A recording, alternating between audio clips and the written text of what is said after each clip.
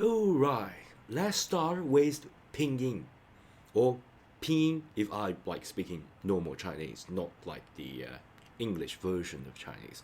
So a lot of foreigners who learn Chinese will have a like weird intonation because they can't like switch from that specific language, especially English, to Chinese. Okay, even I sometimes do this. So if I like speaking to you using English all the time, and then I try to like speak Chinese, and I will have a bad intonation. And so, for example, if I say, "Hey, this is a section of Pinyin," that's pretty weird. Okay, so I have to like change a little bit. Say Pinyin, yeah, that's normal Chinese. So why the Pinyin is very important? Because everything starts here. Okay, Pinyin is a short for Hanyu Pinyin. Okay, that means the Hanyu means it's a Mandarin. It's Mandarin Chinese.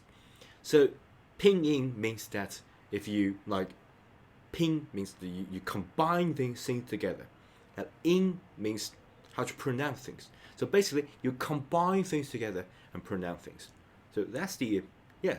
Learning Chinese is a very funny part because it literally tells you the things. So every character combined as a specific meaning, and Pinyin means how to like pronounce that. But this letter already give you the meaning. But that's thing that you will learn later. But why start with Pinyin? You know, because I believe that study any language should like just put yourself in the position of a baby. You learn a specific thing, but without any purpose. That's how baby learn. So if you think about this, if you're a baby, you do not actually learn things, but rather you listen to things and you try to say it.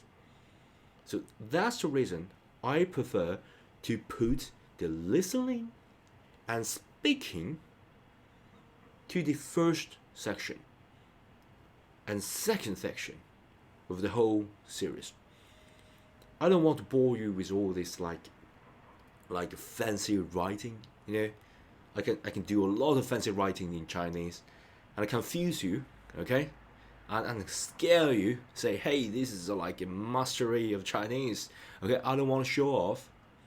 I want to, start from a baby, start from an infant. Okay, you listen and then you speak. And this pinyin is essential if you want to achieve that, because you know I know this is, all the characters may seem daunting to you, which seem like some worms like wiggle and all that and warm all that. It's pretty weird.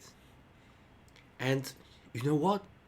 That's normal. That's natural, because you know what? A lot of Chinese they don't know how to write because first a lot of people like using phones now, using computer, they type things, and you know they seldom like pick up the pen to write. And by the way, I'm going to add a lot of videos of me actually writing to actually show you how this is done. But that's a complete another matter. So yeah, nowadays a lot of people like just typing, so they're not actually writing. So a lot of people do not know how to write correctly. There's first a bunch of people. A bunch of people never learn to write. Okay, that's the truth. So, it's pretty hard. Even a lot of Chinese do not know how to write.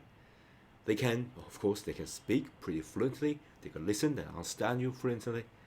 So it is hard. So that's the reason I put the listening and speaking first, and then later I'm going to add a little bit about writing as well.